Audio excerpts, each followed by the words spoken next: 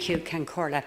I, like my colleague Catherine Connolly, want to extend my sympathies to the families of those who have lost loved ones to COVID-19.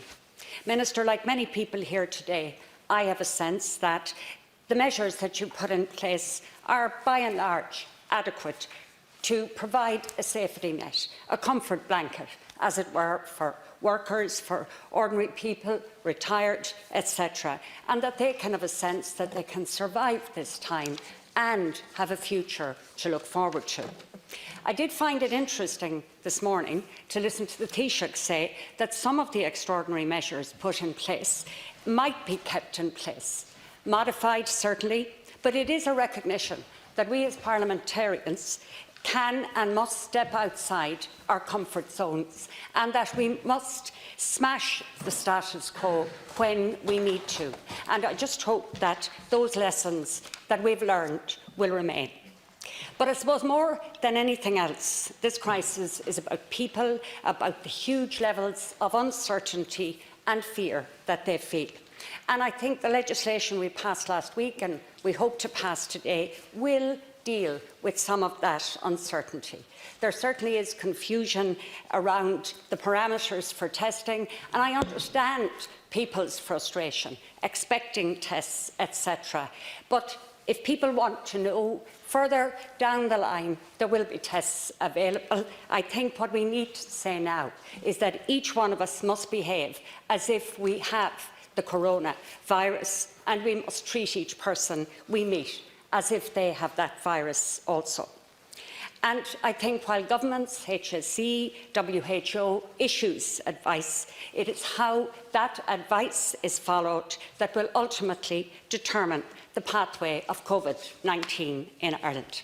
Now, looking at today's legislative proposal, my colleagues Michael Fitzmaurice, Michael McNamara and myself have submitted a number of amendments, and as the debate progresses, we'll deal with these.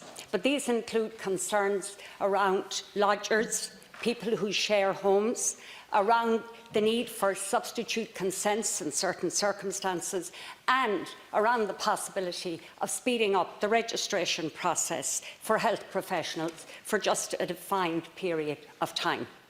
Other areas of concern relate to health and safety in care homes, in asylum centres, in emergency accommodation centres. I'm not sure what plans you have, Minister, but they need to be put in place immediately. I believe two other sectors need to be provided with a more adequate safety net regarding income and a sense that they have a future, and they are farmers and business people. I think that our response here is just not sufficient for now. If you look at, for example, the closure of marts for farmers, the shock of that has been absolutely incredible to the beef and the sheep trade. People can't move stock. And I don't know if this is possible, but I think we perhaps should investigate possible measures to see if, with reduced numbers, people linking in remotely, that any solution can be found. And of course, at EU level, we must lobby very significantly for intervention schemes. They're called intervention because they intervene when there's market failure, and that's what we have now. Businesses certainly have got some relief, but I think more is needed. I've had a look at some of the measures taken in other EU countries to give support to businesses, and I think we need to do a little bit more. Some of those might include a rates exemption for 6 months, deferral of VAT payments, payroll taxes, etc. I also think businesses need more than loans. For example, Belgium is putting in place a replacement income for self-employed. They're abolishing city tax in Brussels. In France, there's the possibility to postpone part or all of the payment of employer and employee contributions. And also the rates on loans, for example, the microfinance rate here I think is 4%.